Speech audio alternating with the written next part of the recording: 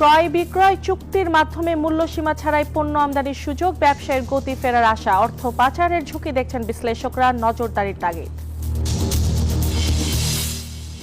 141 কোটি টাকা পাচারের অভিযোগ সাবেক ভূমিমন্ত্রী জাবেদের বিরুদ্ধে আরো 3 মামলা। সাবেক ডেপুটি স্পিকার টুকুর ছেলের বিরুদ্ধেও মামলা করেছে দুদক।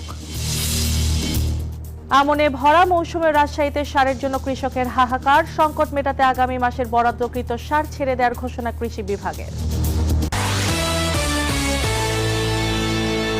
আমন্ত্রণ ব্যবসা বাণিজ্যের অর্থনীতির সর্বশেষ খবর নিয়ে নিউজ 24 এর নিয়মিত আয়োজন পূবালী ব্যাংক পিএলসি বিজনেস টাইমে। সাথে আছে পিঙ্কি সানোয়ার। এতক্ষণ দেখছিলেন সংবাদ শিরোনাম। এলসির পাশাপাশি এখন থেকে ক্রয় বিক্রয় চুক্তির মাধ্যমে কোনো মূল্যসীমা ছাড়াই পণ্য আমদানি করতে পারবেন শিল্প বাণিজ্যিক প্রতিষ্ঠানের আমদানিকারকরা। আমদানি জটিলতা কমিয়ে ব্যবসার গতি ফেরাতে নতুন এই আমদানি নীতি প্রণয়ন করল সরকার। এতে ব্যবসা বাণিজ্যে নতুন সম্ভাবনা দেখছেন ব্যবসায়ীরা। তবে অর্থ পাচার রুখতে কঠোর নজরদারির তাগিদ বিশ্লেষকদের। আবি আব্দুল্লাহ জানাচ্ছেন বিস্তারিত। দীর্ঘদিনের জটিল আমদানি নীতি আর এলসি খোলার ঝামেলায় কাঁচামাল আমদানিতে ভোগান্তি পোহাতে হতো ব্যবসায়ীদের। সরকারের ব্যবসার পরিবেশ সহজ করার অংশ হিসেবে এবার সেই প্রক্রিয়ায় পরিবর্তন আনলো বাণিজ্য মন্ত্রণালয়। নতুন নিয়মে এখন থেকে ঋণপত্রের পাশাপাশি ক্রয় বিক্রয় চুক্তির মাধ্যমেও পণ্য আমদানি করা যাবে, যেখানে থাকবে না কোনো মূল্যসীমা। যেহেতু এলসি থাকবে না, কন্ট্রাক্ট হলে সেটা সবসময় কোন ডিসপিউট রেজলিউট করতে হয়তো বা সমস্যার সম্মুখীন হতে পারে, কিন্তু দ্রুত আমদানি রপ্তানি আমদানি রপ্তানি কার্যক্রমকে যদি দ্রুততার সাথে সমাধান করতে হয়, তবে কিন্তু কন্ট্রাক্ট একটা এখন খুব জনপ্রিয় মাধ্যম হয়ে দাঁড়িয়েছে বাংলাদেশ ছাড়া বিশ্বের অন্যান্য দেশেও। তো ওইটাকেই আমরা কাজে রাখতে যাচ্ছি। আমাদের চাচ্ছি যে বাণিজ্যটা ত্বরান্বিত হোক। একই সাথে মুক্ত বাণিজ্য অঞ্চল ও কেন্দ্রীয় বন্ডেড ওয়ারহাউস প্রতিষ্ঠার বিধান ও প্রবাসী বাংলাদেশিদের শিল্পে বিনিয়োগের জন্য আমদানি সুবিধাও দেওয়া হয়েছে নতুন আমদানি নীতি আদেশে। এমন সিদ্ধান্তকে স্বাগত জানিয়ে ব্যবসায়ীরা বলছেন, এলসি খরচ ও দীর্ঘসূত্রিতা কমায় ব্যবসার প্রক্রিয়া সহজ হবে। তবে এলসি ছাড়া আমদানি ও বন্ডের পণ্য স্থানীয় বাজারে বিক্রি ঠেকাতে কঠোর নজরদারি চান তারা। বর্তমানে যে আপনারা দেখতে পাচ্ছেন বিভিন্ন জায়গায় বন্ড মিসইউজ হচ্ছে, এই বন্ড মিসইউজ কিন্তু আমাদের এখানে আমরা কন্ট্রোল করতে পারতেছি না। কোথায় কোথায় বিক্রি হচ্ছে আমরা হঠাৎ দেখতে পাই। কোনো ফ্যাক্টরি নাই, সেই বন্ডের মাল এনে জালিয়াতির মাধ্যমে কাগজ করে এক্সপোর্ট দেখাই দিয়েছে। এমন নমনীয় নীতিতে সতর্ক থাকার পরামর্শ অর্থনীতিবিদদের। মূল্যসীমা তুলে দেয় ওভার ইনভয়েসিং বা অর্থ পাচারের ঝুঁকি বাড়াতে পারে বলে সতর্ক করছেন তারা। এগুলো করলে পরে হবে কি, তার মানে তার প্রাইস ভেরিফিকেশন ঠিক মতো হবে না। প্রাইস ভেরিফিকেশন ঠিক মতো না হলে তাদের প্রফিটের রেঞ্জটা বাড়বে এবং ওই প্রফিটের টাকাটা ওরা বিদেশে রেখে আসতে পারে। আর্থিক অপরাধ রোধে কাস্টমস ও কেন্দ্রীয় ব্যাংকের কঠোর তদারকি জোরদারের তাগিদ দিয়েছে খাত সংশ্লিষ্টরা। আবি আব্দুল্লাহ, নিউজ 24, ঢাকা। সাবেক ভূমিমন্ত্রী সাইফুজ্জামান চৌধুরী জাবেদের বিরুদ্ধে 141 কোটি টাকা পাচারের অভিযোগে আরও 3টি মামলা করেছে দুর্নীতি দমন কমিশন। এ নিয়ে জাবেদ ও তার সহযোগীদের বিরুদ্ধে 600 কোটি টাকা লোপাটের অভিযোগে 33টি মামলা করল দুদক। এদিন সাবেক ডেপুটি স্পিকার শামসুল হক টুকুর ছেলের বিরুদ্ধেও মামলা করেছে সংস্থাটি। দুর্নীতির বরপুত্র হিসেবে পরিচিত পতিত আওয়ামী লীগ সরকারের সাবেক ভূমিমন্ত্রী সাইফুজ্জামান চৌধুরী জাবেদ ইসলামী ব্যাংক থেকে সিমেন্ট তৈরির কাঁচামাল কিনতে এবার ঋণের নামে 500 কোটি টাকা আত্মসাতের অভিযোগ উঠেছে তার বিরুদ্ধে। এই বিপুল অর্থের মধ্যে প্রায় 141 কোটি টাকা উত্তোলন করে ইউকে, ইউএসএ ও ইউএই সহ একাধিক দেশে পাচারের প্রমাণ পেয়েছে দুদক। এই ঘটনায় মঙ্গলবার দুদক জাবেদ সহ মোট 29 জনের বিরুদ্ধে পৃথক 3টি মামলা করে 27টি ডিলের মাধ্যমে 141 কোটি 20 লক্ষ টাকা উত্তোলন পূর্বক বিভিন্ন ব্যাংকে স্থানান্তর, হস্তান্তর, রূপান্তর করার প্রেক্ষিতে বিভিন্ন দেশে পাচারের অভিযোগে অনুসন্ধানে প্রাথমিক সত্যতা প্রমাণ পাওয়ায় দুর্নীতি দমন কমিশন আজকে 3টি মামলা দায়েরের সিদ্ধান্ত দিয়েছেন। এছাড়া সাবেক স্বরাষ্ট্রমন্ত্রী শামসুল হক টুকুর ছেলে ও পাবনার বেড়া পৌরসভার সাবেক মেয়র SM আসিফ শামসের বিরুদ্ধে সম্পদ বিবরণী জমা না দেয়ায় আরও একটি মামলা করেছে দুদক। সম্পদ বিবরণী দাখিলের জন্য বলা হয়েছিল, সম্পদ বিবরণী দাখিলের নোটিশ জারি করা হয়েছিল। ওনারা নির্দিষ্ট সময়ে সম্পদ বিবরণী দাখিল করেননি বিধায় তার বিরুদ্ধে আজকে নন সাবমিশন একটি মামলার অনুমোদন করেছেন কমিশন।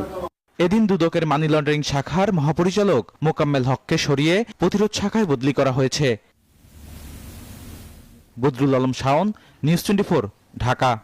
চীনে তৈরি J-10C multi role fighter aircraft ও অ্যাটাক হেলিকপ্টার কিনতে দর কষাকষি করতে খসড়া চুক্তিপত্র প্রস্তুত করেছে সরকার।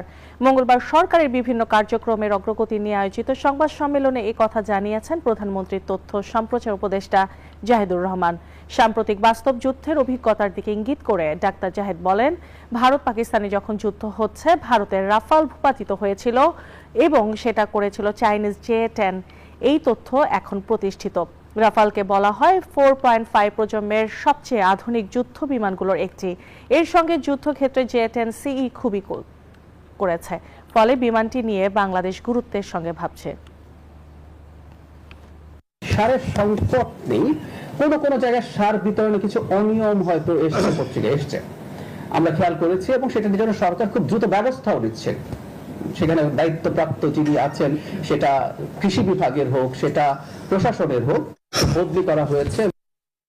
সম্মিলিত ইসলামী ব্যাংকের আমানতকারীদের মুনাফার উপর কোনো ধরনের হেয়ার কাট থাকবে না বলে জানিয়েছে বাংলাদেশ ব্যাংক।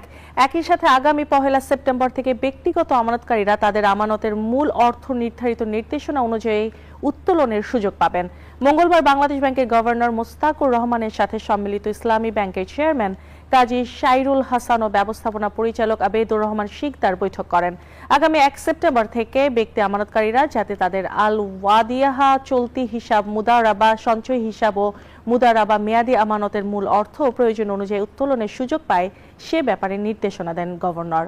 এছাড়া সম্মিলিত ইসলামী ব্যাংকের স্বাভাবিক কার্যক্রম শুরু করতে প্রয়োজনীয় পদক্ষেপ নেওয়ার নির্দেশনাও দেন তিনি।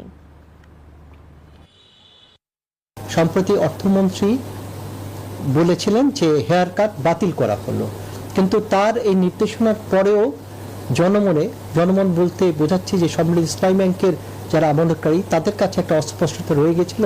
আমরা ক্লিয়ার করতে বলতে চাচ্ছি, অর্থমন্ত্রী যে কথাটা বলেছেন তাই সঠিক, অর্থাৎ হেয়ার কাট বাতিল করা হলো।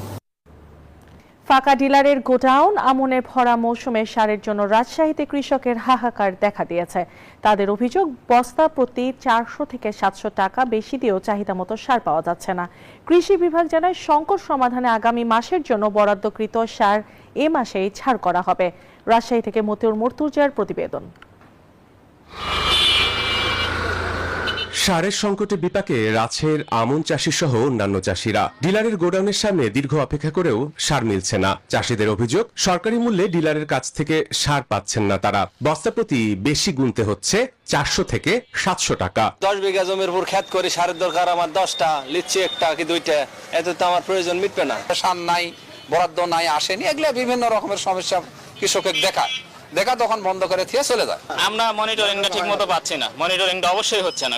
এদিকে ডিলাররা বলছেন সার না থাকায় চাষিদের ফিরিয়ে দেওয়া হচ্ছে। কৃষি বিভাগ থেকে যে পরিমাণ সার বরাদ্দ দেওয়া হয় তা অপ্রতুল বলেও দাবি তাদের। এখানে তো কৃষক হাজার কৃষক, কিন্তু সারের পরিমাণ তো কম। আমাদের সরকার যতটুকু বরাদ্দ দিচ্ছে আমরা ততটুকু আসলে দিয়ে দিই। চাহিদা আছে আপনার ধরেন 10 ব্যাগ, সরবরাহ হচ্ছে হলো আপনার 5 ব্যাগ। আমরা কম্প্রোমাইজ করে বিতরণ করছি। তবে কৃষি বিভাগের দাবি, সংকট নিরসনে বরাদ্দ দেওয়া হচ্ছে, পাশাপাশি অবৈধভাবে মজুতদারদের বিরুদ্ধে ব্যবস্থা নেওয়ার আশ্বাসও দেন তিনি। গতবার যেরকম বরাদ্দ পেয়েছি তার চেয়েও কিছুটা সার বেশি বরাদ্দ পেয়েছি, সংকটের কোনো সুযোগ নাই। তারপরে আমরা চেষ্টা করছি অতিরিক্ত বরাদ্দ আনার জন্য। আর সেপ্টেম্বর মাসের সারটা ডিলাররা এই আগস্টের 25 তারিখেই তুলতে পারবে। দ্রুত সরবরাহ নিশ্চিত করে সার সংকট সমাধানে কার্যকর ব্যবস্থা নেওয়ার দাবি সংশ্লিষ্টদের। Desk report, news 24। শেষ করছি Pubali bank PLC business time. ধন্যবাদ।